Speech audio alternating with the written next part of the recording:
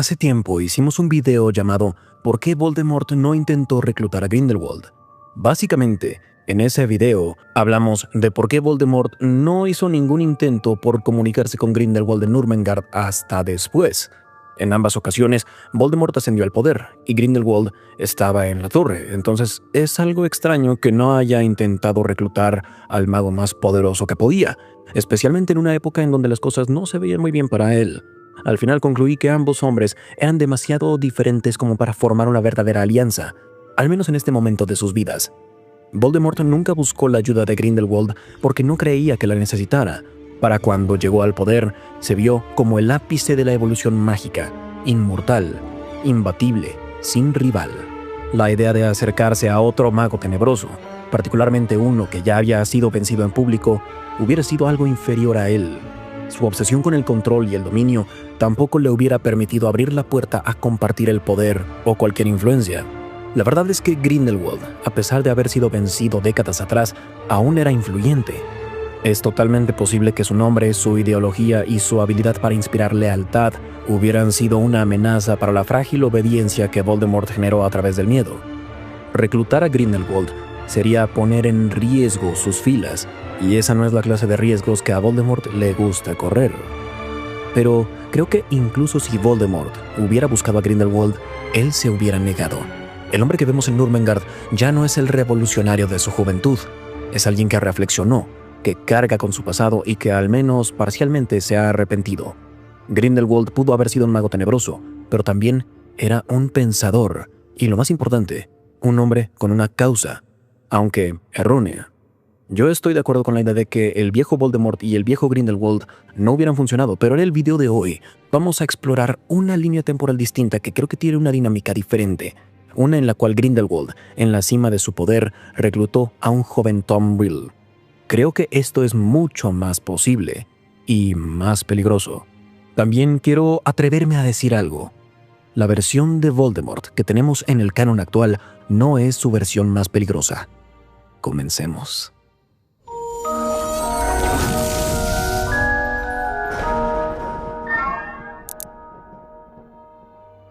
Bienvenidos a Harry Potter Theory Español.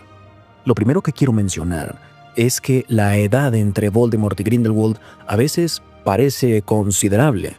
La verdad es que tampoco eran tan distantes, especialmente en términos mágicos.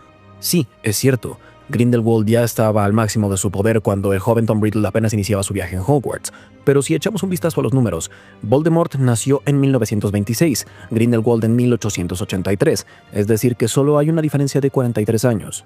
Esto no es algo tan significativo.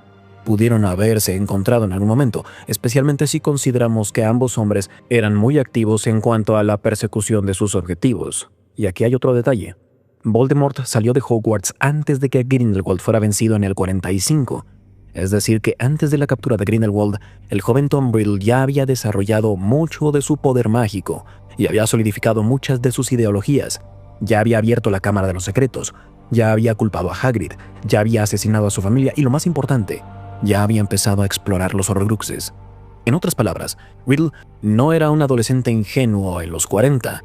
Era calculador, paciente y, lo más importante, enfocado. Y al mismo tiempo, Grindelwald aún era el mago tenebroso más poderoso del mundo. Quizá fracasó al conseguir el puesto de jefe supremo, pero después de esa fallida elección, Grindelwald se catapultó a nuevas alturas. Para finales de los 30 y principios de los 40, Grindelwald no era solo influyente, era intocable. Derrumbó gobiernos, tenía la varita de Sauco, los ministerios de Europa no podían contenerlo, las autoridades mágicas internacionales tampoco podían, los aurores eran superados, grupos enteros no podían impedir su avance, y durante 13 años expandió su base de poder, fortaleció a su ejército y mantuvo control sobre vastas porciones del mundo mágico. Su nombre tenía peso, pero su causa tenía convicción, suficiente para persuadir a miles de que el dominio de los magos no era algo solo posible, sino inevitable. ¿Cómo podría un joven y enfocado Tom Riddle no poner atención a esto? Grindelwald creía que los magos eran superiores a los muggles y que estar en secreto era algo que los limitaba. Su meta era acabar con el Estatuto Internacional del Secreto y establecer un nuevo orden mundial en el cual los magos gobernaran, no por crueldad, sino por el bien de todos. Disfrazó el dominio de responsabilidad y el control de necesidad. Voldemort más adelante tomó algunas de esas ideas. Él también creía en la superioridad de los magos, también despreciaba la idea de que vivieran ocultos y construyó un movimiento basado en la jerarquía y el control. Pero esta es la diferencia. La causa de Grindelwald fue ideológica primero y personal después. La de Voldemort fue personal primero e ideológica después. Grindelwald quería un cambio estructural, cambiar el orden mundial. Voldemort quería supremacía, pero la quería para él mismo. La retórica de la pureza de sangre y el control de los magos fue útil, pero fue algo para sus propios fines, no los de los demás, y por eso no coinciden a la perfección. Pero sí hay algunas cosas en las que coinciden. Ambos rechazan la idea de que son iguales a los muggles. Ambos creen en cierta jerarquía y están dispuestos a usar violencia para alcanzar sus metas. Consiguieron seguidores que estaban decepcionados con la situación. Aquí es donde creo que un joven Tom Riddle, no un Voldemort veterano, puede ser diferente. Tom, si bien ya tenía las ideas, no había ejecutado sus planes en su totalidad. Grindelwald tenía el poder, influencia, recursos y una causa que cubría casi todo lo que Voldemort buscaba. Sus metas no eran idénticas, pero estaban lo suficientemente cerca como para que en el momento adecuado no sea imposible cooperar. Si consideramos la estructura, recursos y experiencia de Grindelwald y la combinamos con el talento y la falta de control de Riddle, tenemos algo que nunca pudo lograr ninguno de los dos por su cuenta. Al menos creo que al principio Tom pudo haber sido oportunista al unirse. No lo haría por lealtad ni por querer en el bien de todos, sino porque aceleraba su propio ascenso. Después de todo, Riddle era pragmático, admiraba el poder, lo estudiaba, se alineaba con él cuando le era útil. Lo vemos en Hogwarts, se rodeó de estudiantes influyentes de sangre pura, no porque le importaran, sino porque eran útiles. Era de los favoritos de Slughorn, manipuló a los profesores, se posicionó con mucho cuidado. Si el mago más poderoso del mundo estaba intentando cambiar el orden internacional, es difícil pensar en que Riddle lo ignore. ¿Hubiera creído en la ideología de Grindelwald en su totalidad? Probablemente no, pero pudo haberse dado cuenta de la ventaja que representaba estar cerca del poder. Prácticamente es un hecho. Espero que en este momento ya los haya convencido, aunque sea un poco, de que esta unión es siquiera un poco posible. Entonces, ¿qué pasa después? Tom Riddle empezó en Hogwarts en 1938. Eso coincide con uno de los más grandes intentos de búsqueda de poder de Grindelwald, en la elección fallida de Bután. Durante esta etapa, Grindelwald estaba cambiando su marca. Sus fracasos lo llevaron a abandonar la imagen de alguien bueno y que seguía las reglas. Empezó a mostrarse como alguien más despiadado. La máscara política desapareció y solo quedó ambición pura, respaldada por poder. Interesantemente, esto le permitió a Grindelwald ser más poderoso que nunca.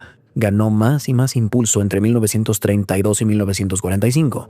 Para cuando Riddle estaba a la mitad de su adolescencia, Grindelwald no era solo un nombre, era el mago más poderoso con vida.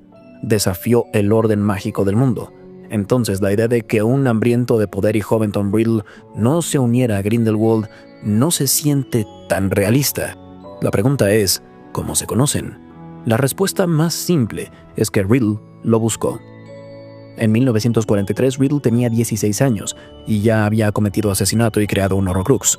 En ese momento, no estaba experimentando con la magia oscura, ya estaba construyendo algo, y Grindelwald era el ejemplo más visible de cómo se veía el dominio a gran escala. Grindelwald no era tampoco difícil de encontrar, ya que aparecía frecuentemente en toda Europa. Me imagino que Riddle, algún tiempo después de 1943, viajó a uno de los eventos de Grindelwald para ver de qué se trataba todo, y ahí, en uno de esos eventos, probablemente Grindelwald notó a Riddle. Riddle no era alguien que hiciera mucho ruido, pero sabía destacar. Era muy talentoso para su edad, calmado, inteligente, concentrado. Si se acercaba a Grindelwald con preguntas interesantes en lugar de simple admiración, que quizá es lo más que su ego permitiría, eso podría hacerlo destacar de entre los seguidores. Grindelwald valoraba el talento, se rodeó de gente capaz y ambiciosa, y si un joven mago mostraba inteligencia y alineación ideológica, no creo que Grindelwald lo ignoraría. Entonces, creo posible que Grindelwald viera a un prometedor Riddle y lo adoptara como una especie de aprendiz. Ahora, no nos engañemos, Voldemort, incluso el joven Voldemort, no estaría de acuerdo con ser el protegido de alguien, incluso de Grindelwald. Tenía un ego del tamaño de una montaña y sentía que era mejor que cualquiera. Eso no significa que no estuviera dispuesto a observar hasta que ya no fue el momento de hacerlo. Tom tenía su ego, pero no era un idiota. Sabía cómo manipular a las personas, especialmente para ganar algo. También era paciente, y si alinearse con Grindelwald le daba acceso a magia rara, influencia internacional y un vistazo a cómo funciona el mundo, creo que hubiera tolerado esa parte, mientras supiera que era temporal. Ahora la pregunta es, ¿Grindelwald sería víctima del encanto de Tom? Como Dumbledore antes que él, creo que Grindelwald vería directo la estrategia de Tom. Es demasiado perceptivo y conoce la ambición demasiado bien como para equivocarse. Se daría cuenta de inmediato de que Tom es calculador, egoísta y peligroso. El encanto no lo engañaría, pero eso no significa que lo rechazaría. Grindelwald valoraba la ruta más corta hacia el poder por encima de lo demás. Y si veía a un mago adolescente que ya había hecho experimentos con magia oscura a nivel avanzado, que hablaba con inteligencia sobre el dominio de los magos y que no mostraba dudas en cuanto a la moral, la verdad es que pudo haberlo visto como alguien útil. Probablemente no confiaría por completo en Tom, pero sí lo utilizaría. Desde 1943, la pareja daría forma a la historia del mundo mágico. Conservarían sus propios secretos en el camino. Creo que lo primero que debemos decir es que la historia de Tom Riddle sería algo muy diferente. Sí, seguro haría más Horcruxes, especialmente porque ya había hecho uno para cuando conoció a Grindelwald, pero algo me dice que no hubiera tenido la misma prioridad, al menos no al principio. En el canon, después de irse de Hogwarts, Tom merodea por ahí un tiempo. Trabaja en Borgin y Burkes, manipula a Hepzibah Smith, la asesina para conseguir la copa de Helga Hufflepuff y el guardapelo de Slytherin, desaparece por años, viaja solo, experimenta en aislamiento y construye su poder. Pero si se une a Grindelwald en 1943, creo que toda esa fase se la saltaría. En el canon, Voldemort guarda secretos porque debe hacerlo. Construye en las sombras porque no tiene el tamaño suficiente, pero Grindelwald le da acceso a poder organizado. Es decir, que casi seguro no regresa a Hogwarts para pedir el puesto de defensa contra las artes oscuras, ni cultiva ese íntimo círculo de sangre pura de la misma manera, porque está trabajando a gran escala en toda Europa. Pero quizá lo más importante es que no desaparece en la oscuridad durante prácticamente una década. Esos años que desapareció Tom en el canon lentamente se convierten en algo más oscuro fuera de las páginas. Probablemente no existen de la misma manera en esta versión. En la línea de tiempo original desaparece, hace experimentos, lleva su cuerpo al límite y también su alma y reaparece como Lord Voldemort ya en forma. Pero en esta línea de tiempo alterna no está solo, es decir, que no tiene que desaparecer para conseguir poder. También es posible que los mortífagos, al menos como los conocemos, nunca se formen, porque Voldemort, quien operaba en un nivel alto del régimen de Grindelwald, no hubiera necesitado reclutar más seguidores. Esto nos lleva al inicio de su compañerismo. Uno de los años más importantes de la línea temporal original fue 1945, el año en el que Grindelwald fue vencido por Dumbledore y encerrado en Nurmengard. Sin embargo, creo que con una alianza entre Grindelwald y Tom Riddle hubiera sido un gran punto clave. La razón por la que Dumbledore acaba con Grindelwald en la línea de tiempo original fue por el hecho de que se estaba convirtiendo en alguien demasiado poderoso y ya estaban llegando a un punto importante. Pero en esta época, en la línea de tiempo alterna, Grindelwald y Tom habrán trabajado juntos durante 2 años. Creo que esto cambiaría la estructura de la guerra como un todo. En el canon, el ascenso de Grindelwald es ruidoso, tiene eventos públicos, recluta y busca claramente un movimiento ideológico tan visible que la comunidad mágica internacional no puede ignorar. Esa visibilidad es lo que lleva a que Dumbledore actúe. Si Tom está involucrado desde 1943, creo que es probable que el movimiento sea mucho menos teatral y más estratégico. La intervención de Dumbledore en el canon sucede en un punto importante, cuando Grindelwald se convierte en un símbolo que debe ser vencido. No hay ningún crescendo, no hay ningún duelo legendario. Al menos el duelo no sucedería en las mismas condiciones. Voldemort siempre le temió a Dumbledore. De hecho, era la única persona a la que le temía, incluso de joven. Grindelwald, por otro lado, siempre tuvo una debilidad con él.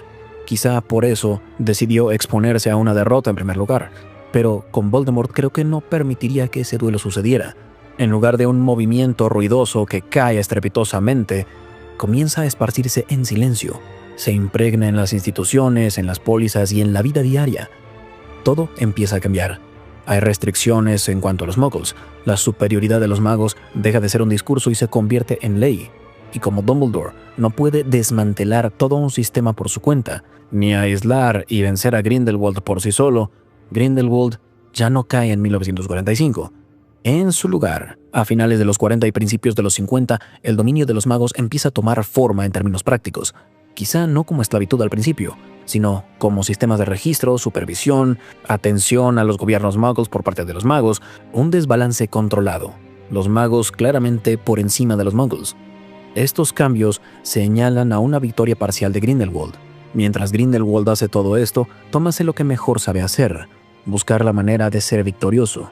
Ambos, sin duda, son exitosos, pero sabemos que Voldemort no compartirá el poder por siempre porque su ego no se lo permitirá.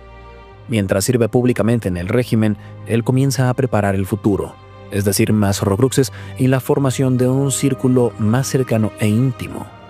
¿Les suena familiar? Estos son los Mordífagos 2.0, solo que no se llaman así como tal, no aún. Para cuando llegamos a mediados y finales de los 50, unos 10 o 15 años de trabajar juntos, las cosas empiezan a cambiar. No creo que Tom derrocaría directamente a Grindelwald porque eso acabaría con el régimen, pero también vale la pena mencionar que Voldemort le temía a Grindelwald hasta cierto punto, no como a Dumbledore, no como una amenaza, sino como rival. Por eso, tendría que preparar las condiciones para que Dumbledore y Grindelwald se enfrentaran uno al otro. Si llegara a que las dos amenazas más grandes para su régimen se asesinaran mutuamente, podría ganar fácilmente, pero tampoco tenía nada que perder. Si Dumbledore mataba a Grindelwald, genial, se convertía en el nuevo líder del régimen, y si Grindelwald lograba matar a Dumbledore, es una amenaza menos. Cualquier resultado debilita a uno de los hombres superiores a él. Para los 60, la tensión finalmente explota. Dumbledore y Grindelwald se enfrentan y desarrollan su épico duelo, pero 15 años después. Y como seguro podrán predecir, sin otras variables diferentes, el duelo termina de la misma forma que en el canon. Dumbledore gana, Grindelwald cae. Pero el contexto es completamente diferente. En la línea temporal original, la derrota de Grindelwald termina con su guerra. Su movimiento colapsa a su alrededor. Pero en esta línea de tiempo alterna, eso no sucede porque el régimen no depende solo de Grindelwald. Deja la puerta abierta para que Tom tome el control. En la historia original, la derrota de Grindelwald en 1945 reinicia las cosas relativamente. El mundo mágico se estabiliza, pasan las décadas y luego en 1970 Voldemort aparece e inicia la Primera Guerra Mágica. Pero en esta línea temporal no hay reinicio, no hay pausa de 30 años. El conflicto mágico global, que comenzó con Grindelwald, nunca termina, solo avanza a la siguiente fase con Voldemort a la cabeza. Para 1960, cuando Dumbledore vence a Grindelwald, el mundo ya está preparado para el dominio de los magos, fracturado, inestable. Tom no tiene que iniciar una nueva guerra de la nada, ya que hereda una. Desde el punto de vista histórico, esto podría ser recordado todavía en Gran Bretaña como la Primera Guerra Mágica, porque es la primera vez que Voldemort toma el control abiertamente, pero la realidad es que sería la segunda fase de la misma lucha. Excepto que esta vez, Voldemort no asciende desde las sombras. Para 1970, Dumbledore no se enfrenta a un ejército insurgente que aparece de la nada, sino al sucesor que aprendió durante años del último régimen y quien tomó el control después de que cayera quien estaba de líder. Y ahí nos vamos a quedar, al menos por ahora. Si quieren saber qué pasa después, dejen un like, comentarios y suscríbanse al canal. Si tenemos suficientes respuestas, haremos la parte 2. ¿Ustedes qué creen que pasa después? Díganlo en los comentarios y hasta la próxima. Recuerden, la magia florece solo en almas únicas.